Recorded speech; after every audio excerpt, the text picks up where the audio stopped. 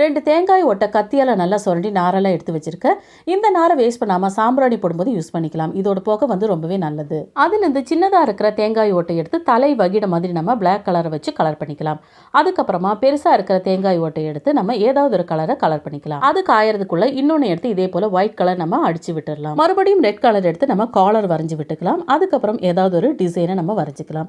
நீங்கள் ஒன்று செய்யறதுக்குள்ள இன்னொன்று வந்து நல்லாவே ட்ரை ஆகிக்கும். ஒரு தேங்காய் ஓடு சின்னதாகவும் இன்னொரு தேங்காய் ஓடு வந்து பெருசாகவும் இருக்கிற மாதிரி பார்த்துக்கோங்க. அந்த ஒயிட் கலர்ல இதே போல கண்களை வரைஞ்சி விட்டுக்கலாம். கூடவே வாயையும் நம்ம வரைஞ்சிக்கலாம். இப்போ இந்த 2 தேங்காய் ஓடும் அட்டாச் ஆகிற மாதிரி கிளே இருந்தால் நீங்கள் சென்டரில் ஃபிக்ஸ் பண்ணிக்கலாம்.